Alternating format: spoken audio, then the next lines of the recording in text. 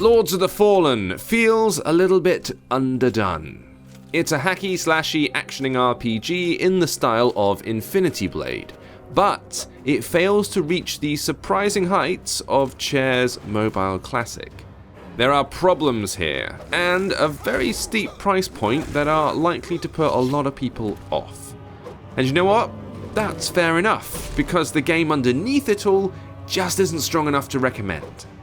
The game sees you trudging grimly through a series of castle-y locations and getting into fights with hulking, monstrous beasts. You hack, you slash, you block, you dodge, you parry. You chip away at health bars while trying to protect your own. The controls inevitably involve swiping and tapping. If you've played any super polished one-on-one action RPG on the App Store in the past few years, or just Infinity Blade, then you know exactly what to expect.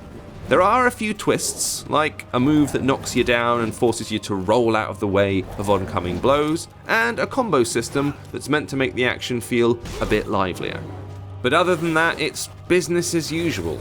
Parry your enemy, you'll get a chance to attack, 3 dodges in a row, and you'll stun your enemy, which is fine, except that it doesn't really work very well. More than likely you'll just flap out a few attacks and then jump back into the rhythm of dodge, block, or parry. And it's not just the controls that are on the weak side. The violence doesn't have any real solidity to it.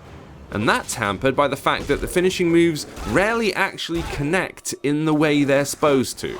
On more than one occasion, we've slaughtered a terrifying beast by stabbing it in the gap between its legs. There are more techie problems as well. In our playthrough before starting the review, one fight came to a premature end when both our burly character and his drooling nemesis just stopped doing anything and just stood staring at one another in an empty castle. Lords of the Fallen is not the worst game in the world, and if it was free and you really liked Infinity Blade, then we'd say maybe give it a go for 10 minutes. But it's not free. It's £10 or $10, and it's also offering in-app purchases up to £50. So we're not going to recommend it. For the price it's asking you to pay, it's just not good enough.